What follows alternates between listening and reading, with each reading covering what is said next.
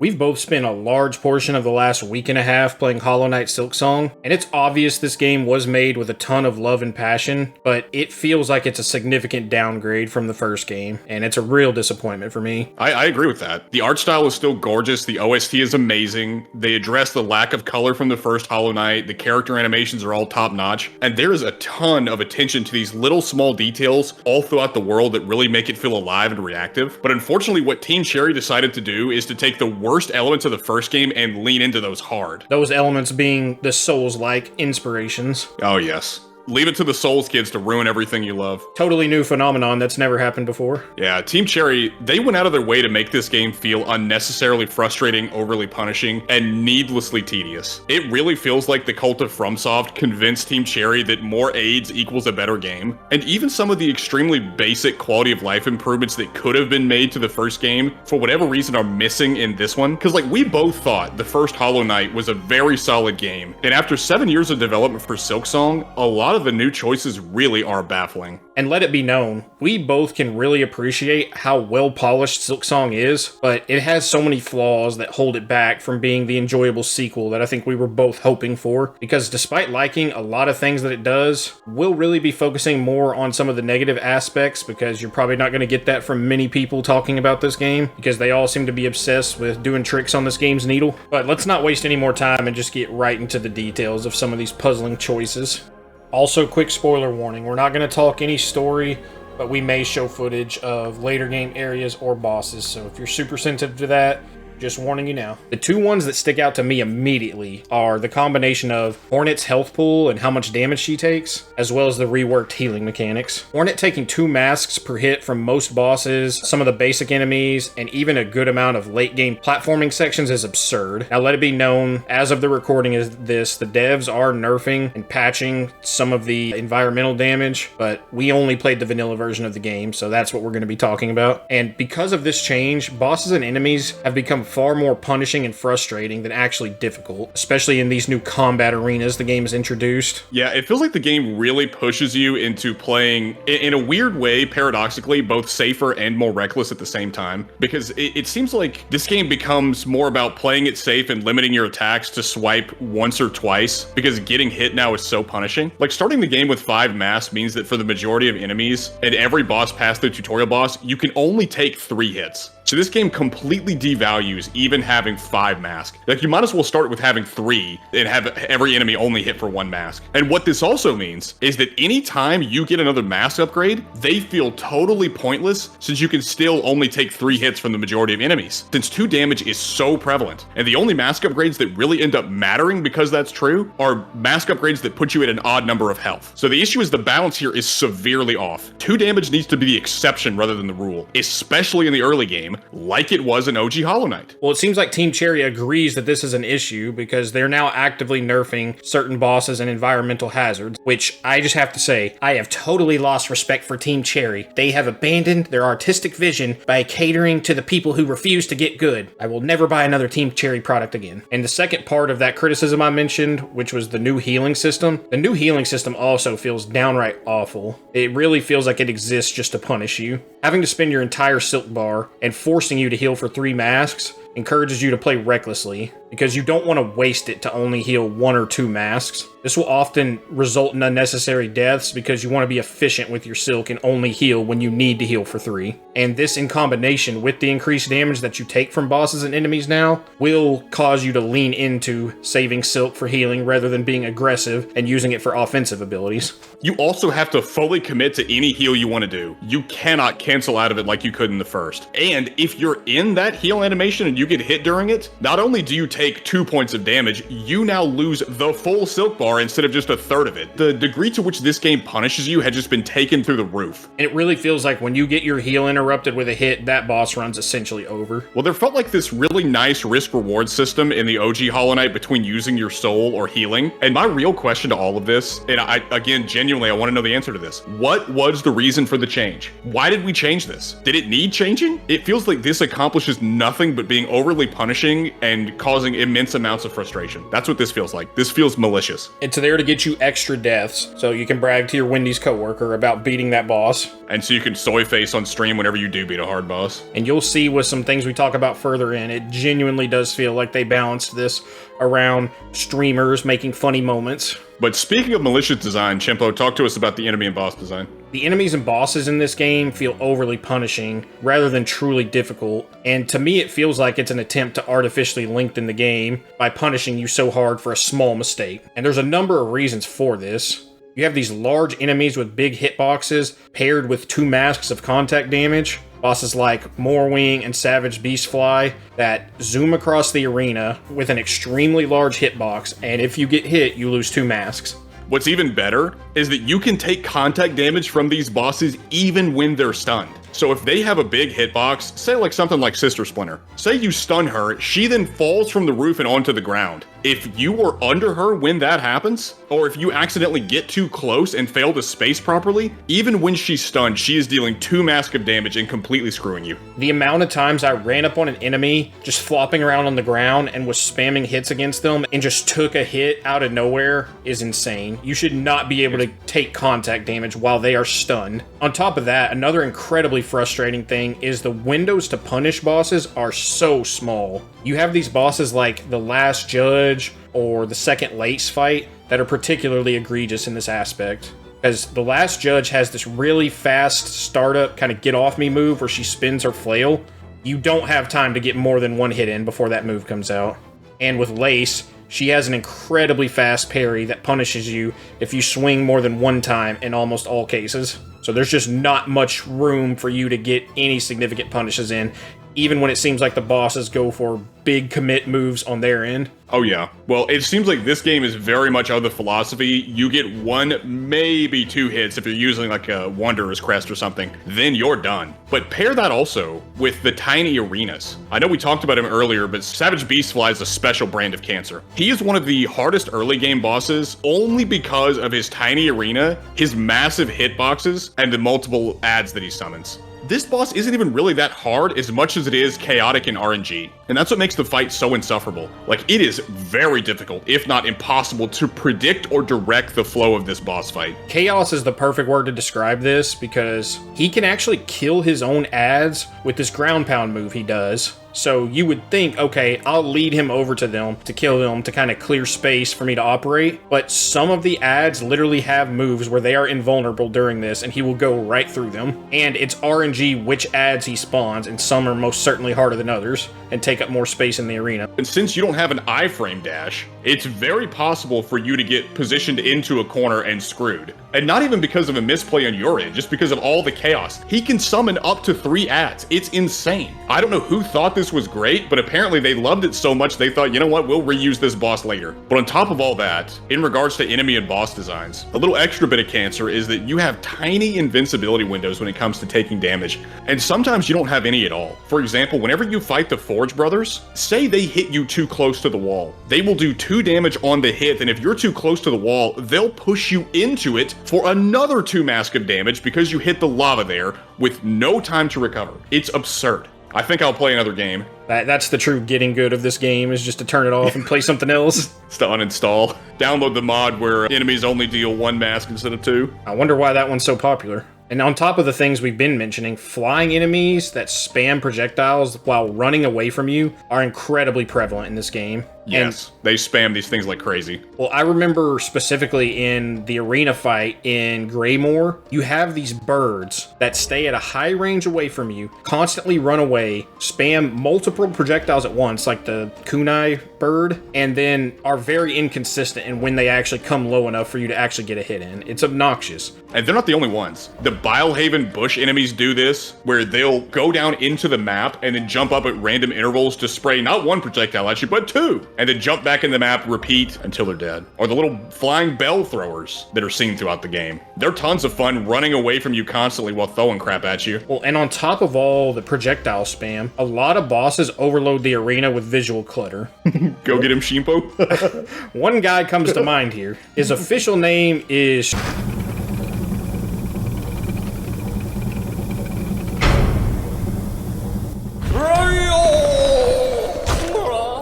I have lovingly dubbed him Trunio because this man covers his tiny boss arena in fireworks and gas and zooms around in tornado form like the Tasmanian devil and screams his name constantly throughout the fight just to make it even better. Not to mention, he is constantly going underground where he's safe to spam projectiles at you, and he will backdash away from you when he sees you dash in to get a hit after he finally stops his tornado attack. Just absolute boy kisser behavior. Yeah, if you don't hit him within that tiny little frame after he's done, he's backing out. He's even so great that I think, didn't you run into an alternate version of him later? Oh yes, and he's even more fun because now his stuff changes from red to pink and it can hit you at funky angles. And what's even worse is he can use the gas grenades and the tornado to put you in a frame trap, which makes the fact that you don't have the iframe dash all the more egregious. Did we mention his arena is tiny and he is constantly putting firework effects on the screen to blind you? And oh, don't worry, they get even more translucent in the second fight, so they're even harder to see. And we won't be touching on anything story or lore related in this video, since these games kind of go out of their way to obscure it from you unless you want to borderline 100% them. But why does this random theater kid even want to kill you in the first place? He shows up out of nowhere, starts screaming his own name, and tries to kill you. For what reason? Enemies and bosses also have incredibly overinflated HP pools in this game. Bosses take so many hits to kill that boss fights really are just a test of your patience, not a test of your skill. For example, Lost Judge, who's the final boss of Act 1, takes 144 hits to kill you with an unupgraded nail, and the second Lace fight, which is the penultimate boss fight of the game, takes 160 hits from an unupgraded nail to kill. And keep in mind, even when you get the first nail upgrade, it only takes your damage from 5 HP per hit to 9 HP per hit. So even with the upgrades, it still takes a while to kill these bosses, and they kill you extremely fast. Well, and that's true not only for the bosses, but also for the basic enemies in the game. Even the ones that you would expect to have low health still have a shockingly large number of hit points. Now let's do a little experiment with you boys in the chat here. There's this enemy called a wood wasp, which can spawn endlessly from a hive until you break it, and there are 3 around when you find the hive. How long do you think, just by looking at this enemy, do you think it would take to kill him? It takes 4 hits for this tiny little creature to die. 4 from an unupgraded nail. 4. That is insane. And it also doesn't help that on top of having huge HP pools, ad spam is present in some boss fights and adds an unnecessary amount of chaos to the fight. This is true for Sister Splinter, this is true for Savage Boatfly, this is true for Groll, this is true for Carmelita. This is Dark Souls 2 levels of spam. Can we please stop? Have we not learned our lesson, Souls kids? And having said all that, many of these bosses are extremely boring in their design because they combine multiple of these frustrating design choices we just talked about, all into one fight. A good example would be Sister Splinter, who's an early game mandatory boss. She summons minions that have multi-hit combos and take multiple hits for you to kill them while she attacks you, and while she also creates spiked walls in the arena that lock you into certain places. And yes, I am well aware you can use her attacks to break her own walls or kill her own minions, but the fight is already way too cramped to have all of that on screen at the same time. And to have enemies that while attacking you are completely invulnerable. Why is that necessary? Yes, if her ads are in their spinneroonie attacks, when she goes to hit, they will not die. Well, neither you nor she can hurt them if they're doing that. And again, the issue is just how chaotic these boss fights are, because these multi-enemy encounters are paired with all sorts of other issues like double mass damage. And I think when you put all this together, you can clearly see why that's an issue. And it's an issue because they're so overly punishing that it encourages passive play. It really makes you want to just get one hit in and run, because the smallest mistake will result in death. Well, you play it safe and reckless at the same time, because while you play it safe getting one hit and then running, you want to be reckless by only healing whenever you have 3 masks to be as efficient as you can with your silk. It's a weird design choice. Which means, because you start the game with 5 masks, that in the early part of the game, you will find yourself waiting till you're at 1 of 5 masks before you even try to heal. On top of aggression being punished, you have double mass damage, you have huge bodied enemies, you have contact damage, you have cramped boss arenas, you have ad spam, tiny punish windows, visual noise, stuff falling from the sky. These boss fights are so chaotic and so punishing that I struggle to find many of them fun. And even if they were, the boss runbacks quickly sap any fun I would be having, because they purely exist to waste your time and are totally obnoxious. And let's be totally fair, Hollow Knight did have some boss runbacks, but the three most egregious examples I can think of were the Soul Master, the Crystal Guardian, and the Hive Knight. Those were all optional bosses. And I'm not going to defend boss runbacks regardless, because they disrespect the player's time and take the focus away from the boss fight. But Silksong really cranks it up a notch by putting them on mandatory bosses as well. And just about all of them, too. And what's even worse is even FromSoft learned to stop wasting our time with boss runbacks. Even FromSoft. Well, bosses like Sister Splinter and Lost Judge have decent-sized runbacks, with the latter, in this case, having multiple flying enemies that spawn during the platforming sections and spam projectiles at you. Now, in fairness, once you're familiar with the runback, you can circumvent some of this by speeding past the enemies, but I still can't help but feel this only exists to cause you more frustration, as opposed to letting you jump right back into the boss fight. I can't think of anything more annoying than not being able to focus on the boss I just lost to, and jump right back into the fight. All it's meant to do is waste your time. Like, what is the reason for this if not to waste your time and frustrate you and make it all the more likely you're gonna fail the boss before you even get there? It's malicious design. Boss runbacks need to die. And it's sad because it's so clear that Team Cherry still knows how to make a solid boss.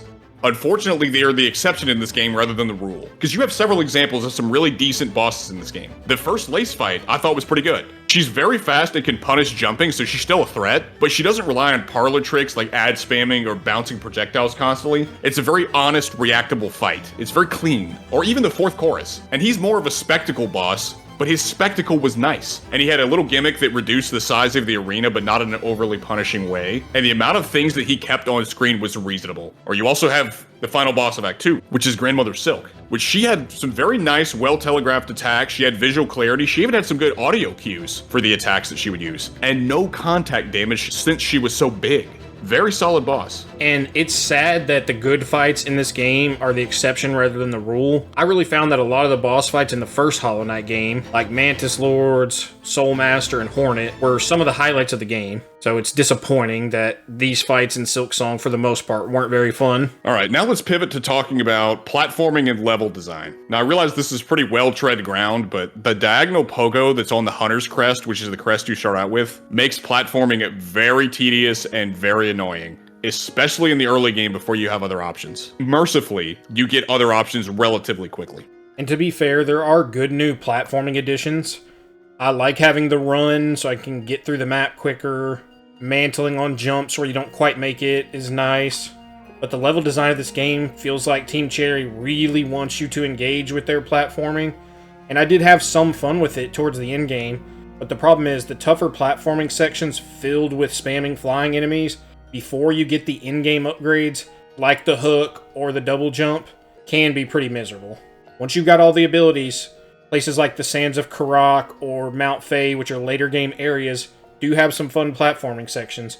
But again, until you get all the abilities, they're kind of miserable. But more than just that, one of my biggest issues with the level design in this game is the sheer number of hidden walls is insane. I wouldn't mind this as much if there weren't so many crucial upgrades and necessary shortcuts hidden behind these, but I cannot tell you how much stuff I missed out on by failing to randomly, autistically hit a wall. Well, I remember when you were watching me play this, and you saw me just constantly spamming attacks into walls and ceilings for every room I went in, and you saw how many shortcuts I uncovered, and it gets silly at a certain point. Yes, it's way too many. Silksong, it's kind of like Elden Ring if all the messages about illusory walls were true. Like, this game is hidden wallception. You got hidden walls behind hidden walls behind hidden walls. And what makes this so frustrating is, as we said before, the incredibly useful items that are behind these hidden walls. The Wreath of Purity, which nullifies the environmental damage that cancels your healing in Bilehaven, is lovingly locked away in a hidden area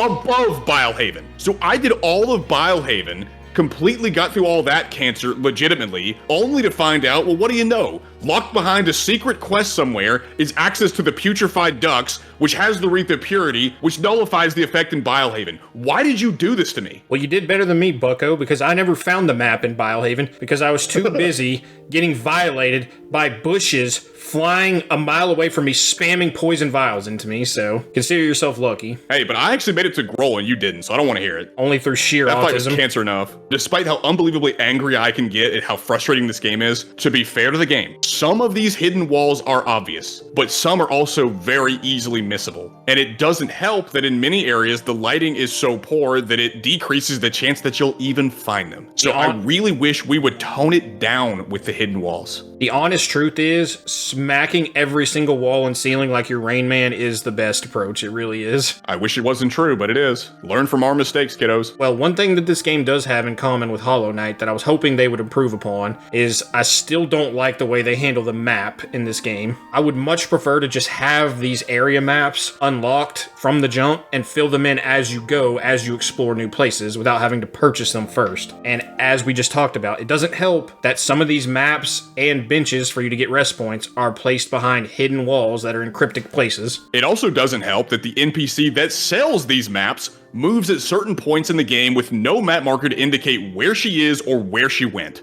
And there's some areas she doesn't even appear in these areas, particularly in the late game areas, and these maps are now locked behind, you guessed it, hidden walls. Well, another annoying thing about the map NPC, I remember when I was in a late game area called Mount Fae, I got to where she was at, and I didn't have enough rosaries to buy the map, so I progressed a little further into the level to get just enough rosaries and backtracked immediately back to her, and she was gone. The worst part is there is a really easy fix to all of this. I mean, take a look at another game within the same genre that's also a Metroidvania. Inter Magnolia, its map is so much better than this game. Why could we not just copy that? Why could we not just have something like this? Which tells me if I've completed an area, which tells me if I do or don't have an ability to be used in this particular place, what does this hurt? All this does is save my time, which this game thoroughly disrespects. Somebody wants their handheld with a Ubisoft-style UI. That's what they'll say. That's what they'll say. No, I don't want my handheld. I want my time to be respected.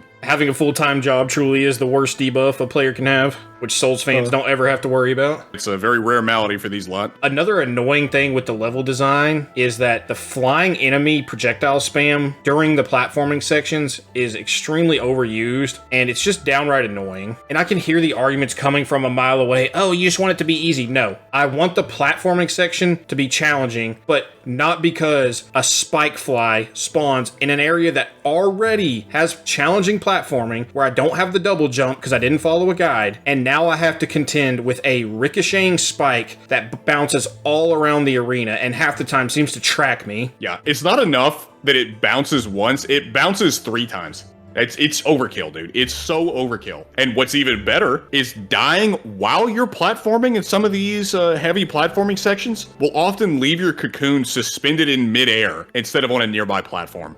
Why? Make it make sense. What's worse is that some puzzles incorporate platforming, which just adds to the frustration of the puzzle. Like you have the little memory puzzles where it's essentially just Simon Says. And on top of having to remember the note of the puzzle, you have to jump up on the wall and go around and do a small little platforming section just to hit the appropriate one. And if your hitbox accidentally lingers a little too long and you don't hit it just right, you'll hit more than one and have to start again. Just extra frustration for no reason. Well, and speaking of extra frustration, some benches are temporary and you have to pay every time you want to reuse it, such as the Farfield shop, a bench in the slab, and a bench in the Underworks.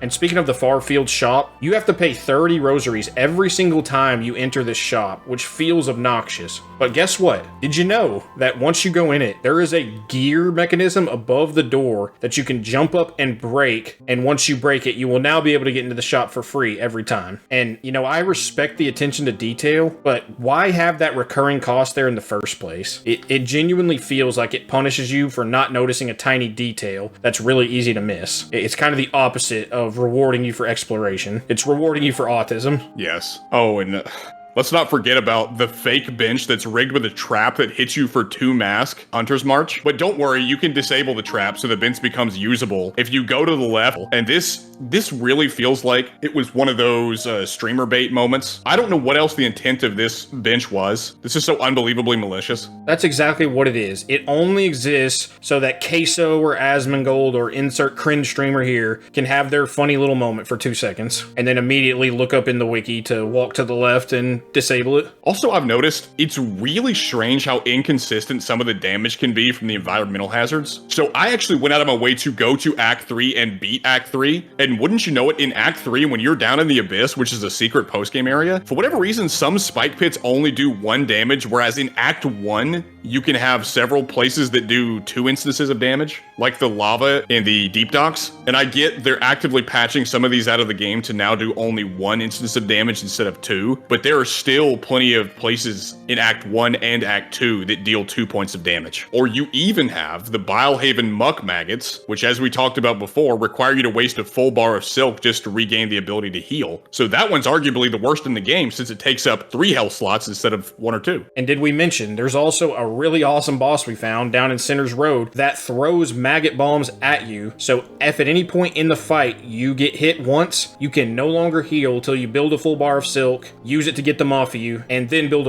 another full bar of silk and eventually heal. Incredible design. Sounds like fun. And on top of some of the frustrating level design choices that we just talked about, the resource economy in this game is broken. Rosaries, which you need for all manner of upgrades, are way too scarce, way too easy to lose, and even some of the tool refills, like the Flea Brew or the Phasmium Files, cost rosaries to refill each time you run out of them. Even the benches and fast travel points cost them. It's absurd how broken this economy is. And as you've been saying, they're adjusting some of the prices for the benches and fast travel points to be less. So again, I feel pretty vindicated on this point since we played everything under the vanilla patch. Another really frustrating thing about the rosaries are that a lot of times when you kill an enemy or smack a rosary string, they fall into spikes and immediately disappear. And even if you take the time to equip the tool that sucks the rosaries up towards you, if they hit a spike as they're being sucked towards you, they disappear as well, just further wasting your time and resources. Now keep in mind, this didn't happen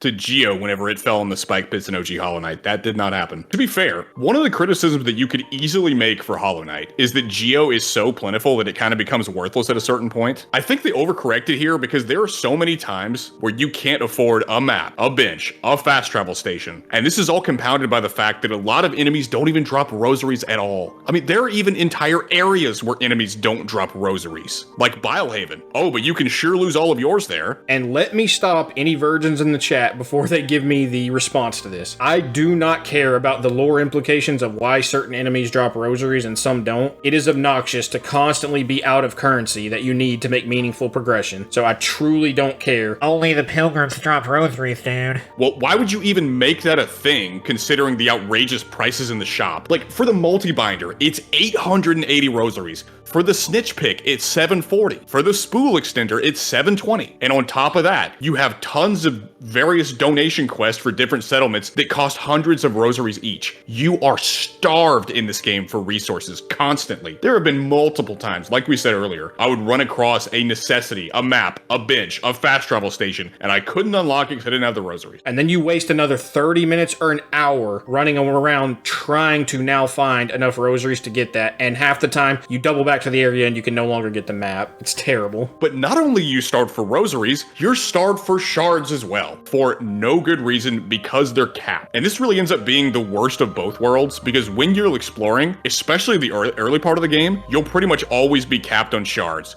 But then the moment that you hit a difficult boss or combat arena, you run out so fast. Well, and to be fair, you can upgrade the cap, but there shouldn't be a cap on shards to begin with, because the number of consumables that you buy with these shards are already limited per fight anyways. What is the point? All this reminds me of Bloodborne's blood file system, which was clearly a mistake. I think the devs kind of admitted it was a mistake when they put that one enemy in the DLC area that dropped like 5 of them for nothing. Like, why did you do this? You know this will only end in us painstakingly grinding for more materials when we face a difficult boss. This was completely unnecessary. And on top of that broken resource economy, there seems to be a lack of rewarding and meaningful progression in this game. Look no further than the fact that you have these extremely punishing boss fights and combat arenas we've been talking about, and they give little to no rewards for completing them. You probably know all too well that the High Halls enemy arena, which gave us both hell, is 11 waves long, with the final wave of that being these 2 mini bosses that are huge with massive hitboxes in this tiny cramped area. What do you get after after grinding 11 waves culminating in that double mini-boss fight. You get 0 rewards for beating it, and it is mandatory to finish the story. Oh, but if you like that cringe, there's more to come, because in Act 3, there's an in-game area called Coral Towers, with 20 plus waves of enemies in a boss fight at the end. That sounds peak. Yeah, the Sodomites will love this one. And it's more baffling when you compare it to the original Hollow Knight, where the Coliseum of Fools, which is the arena in that game, had significant rewards for beating different trials, like a charm notch slot or pale ore used to upgrade your nail. Like, significant rewards. And apparently there are NPCs that can help you with some of these combat encounters, like that High Halls one that we mentioned. But of course, I don't think either of us ever found a single one of them for any of the bosses or arenas they can help with, because they're all hidden behind extremely specific and cryptic quest lines. Oh, I found it on my first playthrough. Yeah, I Sorry, found you it. didn't use a guide. Sucks to suck. I had the wiki open the whole time and I found it. Leave that line in. Whatever you do, leave that one in. It's too true. Someone's gonna say it. Yes, it is. For example, Chakra, who is the NPC that you buy maps from, she can aid you in that High Halls arena that we talked about, but only after you buy the maps for all areas and complete her wish in an area called Biowater that you very likely wouldn't find before reaching this area. I explored constantly in this game, so I did actually find it before that point, but I never found the map for it, so it was a no-go. What's really frustrating is they clearly wanted to add some quality of life, and they did to a certain extent, by adding a quest log feature in Silksong, which was a good idea. Unfortunately, the things that the quest log keeps track of are very menial and boring fetch quest and gathering quest, which feel totally out of place. One of the first ones you get is a quest where you have to attack these floating enemies that shoot out spikes. And every time they shoot out a spike, you have to go manually attack the spike to then collect it. And this is beyond tedious and frustrating. It's just time wasting. 25 is way too many. Like, knock it down to 10 at least. Well, and on top of needing 25, keep in mind, once you kill him and he shoots his spikes out, a lot of times the spikes will shoot into a pit of spikes or lava or something, and now you cannot recover them. And if you don't get to them fast enough, they'll despawn, because of course they do. This quest is needed to get an item that is mandatory to keep progressing the game. Another thing that kind of feels like a downgrade from the first game is that the new crest system feels vastly inferior to the granularity that you got with the notch system of the original Hollow Knight. Both of us ended up using the Reaper crest the entire game and never switched due to not finding anything better until way past Act 2 after the credits roll. And a really frustrating thing with this system too is that whenever you acquire a new crest, it automatically equips. And it's really frustrating because that means you no longer have basic quality of life tools equipped, including the tool that lets you see yourself on the map. Imagine if in the first Hollow Knight game, if at various points, every charm got unequipped for no reason, just because you found a new item. It's not a huge deal, but it just wastes time, and there's no reason for this change to happen, especially since it unequips the compass. So if you're in a new area you're not familiar with yet, you may be lost now because you can no longer see yourself on the map. I really don't think it's debatable, dude. I think the charm system in Hollow Knight is way better than the tool system in Silksong, because it's way more customizable and allows you to build yourself around your preferences and playstyle. In Silksong, each crest has its own loadout you can set, but it still feels less customizable than the notches in Hollow Knight.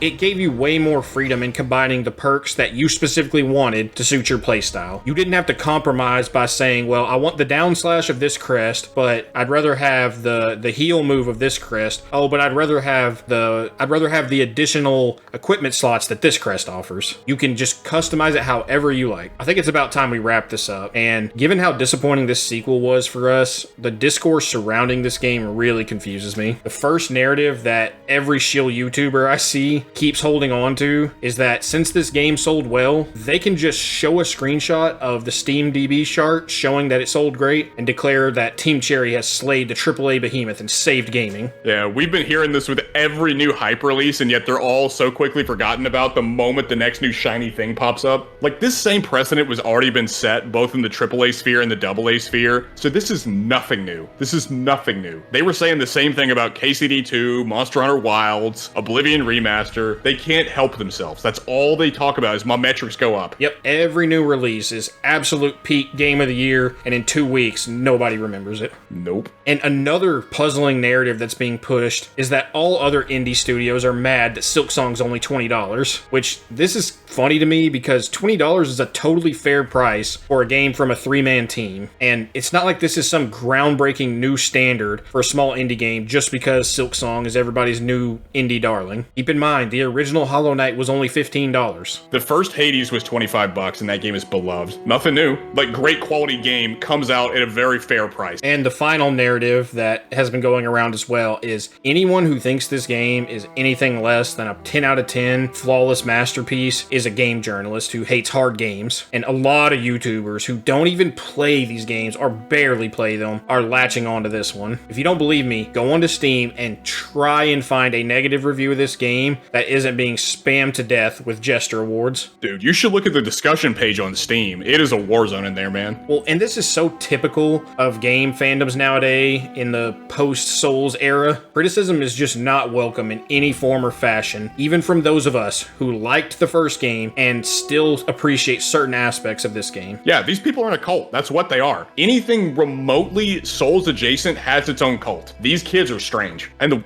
here's what I don't get. The game is well made. It has a ton of content, and if it follows what Team Cherry did before with the first Hollow Knight, it'll get free quality DLC. If only the base game was actually fun to play, and it's just not. Now, eventually, once you put 30 or 40 hours into it, and you finally get enough substantive upgrades to feel like you're powerful enough, it starts to become fun, but the vast majority of a game is a dreadful, punishing, tedious slog that I can't recommend to anyone in this current state.